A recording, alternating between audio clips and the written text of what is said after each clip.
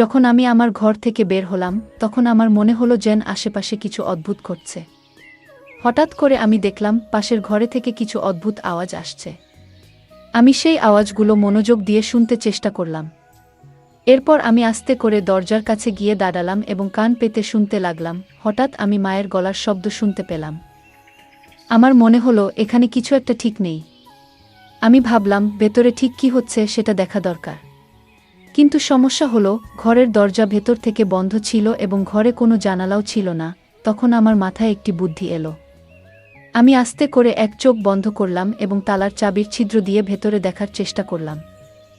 আমি যা দেখলাম তা আমাকে স্তম্ভিত করে দিল। আমি লক্ষ্য করলাম মা এবং চাচা একসাথে এমন কিছু করছেন যা আমার ধারণার বাইরে ছিল।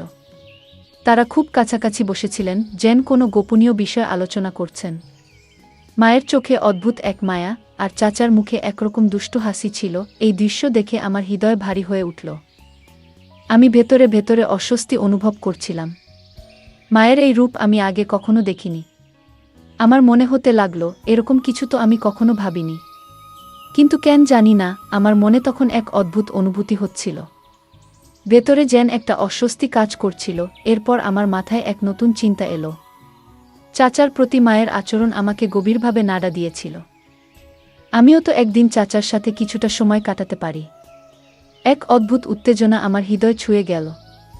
নিজেকে প্রমাণ করার জন্য আমারও তো সুযোগ আসতে পারে। আমি ভেতরে ভেতরে ভাবতে লাগলাম কিভাবে এই কাজটা আমি করব, একদিকে ভয় আর অন্যদিকে অজানা ভাবনা। এই দ্বিধার মাঝে আমি ধীরে ধীরে নিজের পরিকল্পনা তৈরি করতে থাকলাম। গল্পের মজা উপভোগ করুন এবং শুনতে থাকুন আমাদের বাংলা অডিও স্টোরি চ্যানেল। বন্ধুরা, যদি এখনও আমাদের চ্যানেল সাবস্ক্রাইব না করে থাকেন তাহলে দয়া করে এখনই সাবস্ক্রাইব করে নিন। আজ আমি আপনাদের নিজের গল্প বলবো। আমার নাম রাগিনী। আমরা শহরে থাকি। আমাদের ছোট্ট পরিবারে আমি আর আমার মা একসাথে থাকি। তবে 2 বছর আগেও আমাদের পরিবারের অংশ ছিলেন আমার বাবা। একটি মর্মান্তিক গাড়ি দুর্ঘটনায় আমরা বাবাকে চিরদিনের জন্য হারাই। বাবার মৃত্যুর খবর শুনে তার খুব ঘনিষ্ঠ বন্ধু মনোজ চাচা আমাদের দেখতে আসেন। কিছুদিন আমাদের সঙ্গে থেকেও যান। তবে জরুরি কাজের কারণে তাকে ফিরে যেতে হয়। যাওয়ার আগে তিনি আমাদের প্রতিশ্রুতি দিয়েছিলেন যে তিনি সবসময় আমাদের পাশে থাকবেন। আমার বাবার মৃত্যুর পর মনোজ চাচাই ছিলেন একমাত্র ব্যক্তি যিনি আমাদের পরিবারের সঙ্গে গভীরভাবে জড়িয়েছিলেন। ছোটবেলা থেকেই তিনি আমাদের বাড়িতে আসতেন। বাবা মায়ের খুব কাছের বন্ধু ছিলেন। তার সঙ্গে আমাদের সম্পর্ক এতটাই গভীর ছিল যে তিনি শুধুমাত্র বাবার বন্ধু নন, আমাদের পরিবারের একজন সদস্য বলেই মনে হতো। আমি যখন ছোট ছিলাম তখন মনোজ চাচা প্রায়ই আমাদের বাড়িতে আসতেন এবং আমার জন্য চকলেট নিয়ে আসতেন। আমি খুশিতে তার গলায় ঝাঁপিয়ে পড়তাম এবং তার সঙ্গে খেলায় মেতে উঠতাম। তবে এখন আমি 19 বছর বয়সী, বড় হয়ে গেছি। আর সেই শৈশবের খেলা কৌতুক ধীরে ধীরে কমে গেছে। তবুও আজও যখন চাচার সঙ্গে দেখা হয় আমি তাকে আলিঙ্গন করি। বাবার মৃত্যুর পর থেকে মা খুবই একা হয়ে গেছেন। আমি জানি না তিনি আবার আগের মতো সুখী হতে পারবেন কিনা। তবে যখনই চাচা আমাদের বাড়িতে আসেন মায়ের মুখে এক আনন্দ ফুটে ওঠে। এটা দেখে আমার মনে হয় আমি মায়ের দুঃখ কখনো মেনে নিতে পারবো না। আমি সিদ্ধান্ত নিয়েছিলাম মাকে আর কখনো একা বা দুঃখী হতে দেব না। আমার মা এখন 40 বছর বয়সী, কিন্তু তাকে দেখলে 25 বছরের কোনো তরুণীর মতোই লাগে। যখনই আমরা মা মেয়ে একসঙ্গে বাজারে যাই সবাই এমনভাবে তাকায় যেন আমরা 2 বোন। মায়ের সৌন্দর্য আর স্মার্টনেস দেখে অনেকেই অবাক হয়ে যায়। একদিন আমি ভাবছিলাম মায়ের একাকিত্ব দূর করার জন্য এমন কাউকে দরকার যার সঙ্গে মা তার মনের সব কথা বলতে পারবেন। কিন্তু এমন মানুষ কে হতে পারে? আমি অনেক ভেবেও কিছু বুঝে উঠতে পারছিলাম না।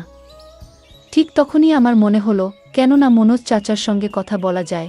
আমি কোনো দ্বিধা না করে তাকে ফোন করলাম। প্রথমবার চাচা ফোন ধরেননি, হয়তো কাজের মধ্যে ব্যস্ত ছিলেন। কিন্তু আমি জানতাম তিনি আমাদের সবসময় গুরুত্ব দেন এবং মায়ের সুখের জন্য কিছু করতে পারবেন। আমার ফোন বেজে উঠল। আমি স্ক্রিনে দেখলাম মনোজ চাচার নাম ভেসে উঠছে। আমি খুব খুশি হলাম এবং দ্রুত কল রিসিভ করলাম। কল ধরতেই চাচা বললেন, সরি বেটা, একটু আগে একটা মিটিংয়ে ব্যস্ত ছিলাম তাই তোমার কল রিসিভ করতে পারিনি। আমি হাসতে হাসতে বললাম, কোনো সমস্যা নেই চাচা, আপনি ফোন করেছেন এতটুকুই যথেষ্ট। চাচা মৃদু হাসি দিয়ে বললেন, আর তোমার সঙ্গে কথা বলবো না তো কাকে বলবো? এই পৃথিবীতে তুমিই তো আমার আপন। বন্ধুরা, আপনাদের জানিয়ে রাখি, মনোজ চাচা এখনও বিয়ে করেননি এবং একাই থাকেন। আমরা সবাই তাকে অনেকবার বিয়ে করার জন্য বলেছি, কিন্তু তিনি কখনোই এ বিষয়ে সিরিয়াস হননি।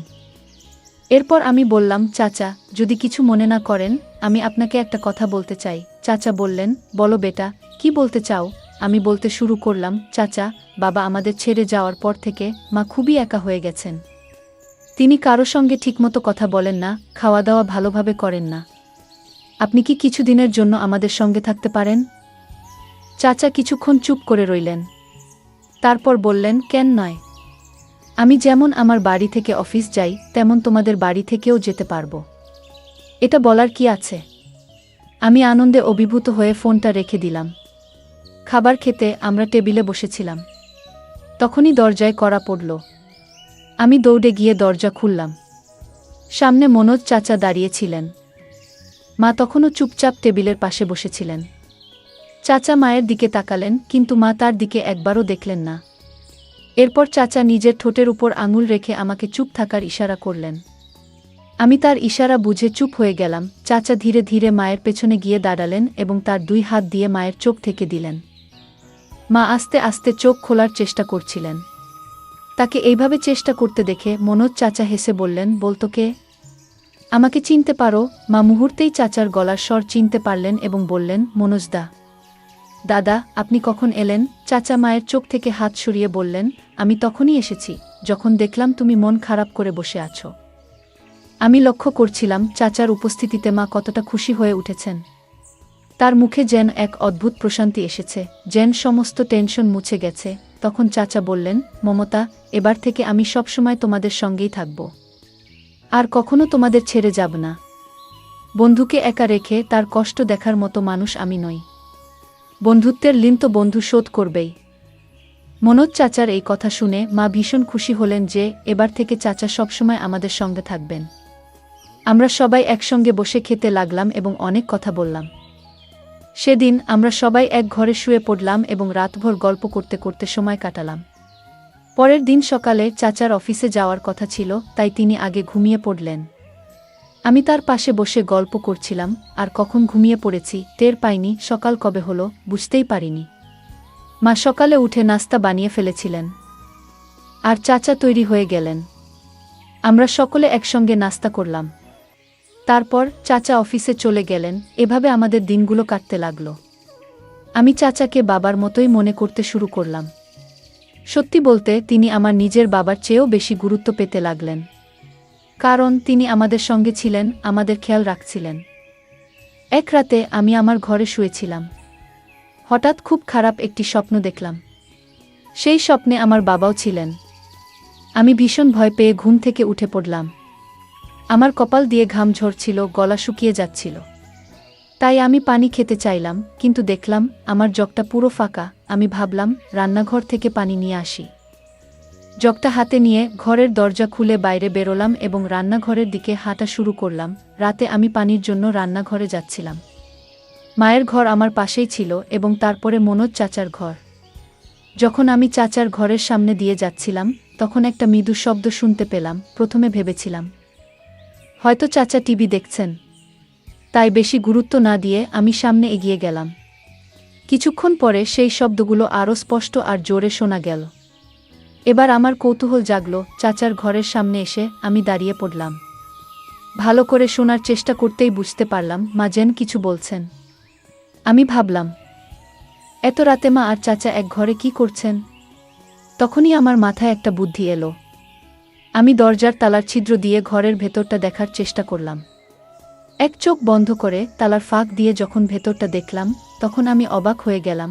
আমি ভেতরে যা দেখলাম তা আমাকে বিস্মিত করে দিল।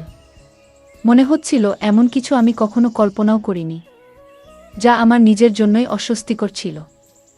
আমি নিজেকে শান্ত করার চেষ্টা করছিলাম, কিন্তু কিছুক্ষণের মধ্যেই আমি অসচেতন হয়ে পড়লাম। পরে দেখলাম মা বিছানায় শুয়ে আছেন এবং মনোজ চাচার সঙ্গে কথা বলছেন। মা বললেন, মনোজদা, এবার থেকে আমাদের ছেড়ে কোথাও যেও না। চাচা মায়ের হাত ধরে বললেন, তোমার আর রাগিনীর খেয়াল রাখার দায়িত্ব এখন থেকে আমার। এই কথাগুলো শোনার পর আমি ধীরে ধীরে নিজের ঘরে ফিরে এলাম। রান্নাঘর থেকে পানি নিয়ে এসে শুয়ে পড়লাম, কিন্তু ঘুম আর এলো না। বারবার মনে সেই দৃশ্য ভেসে উঠছিল।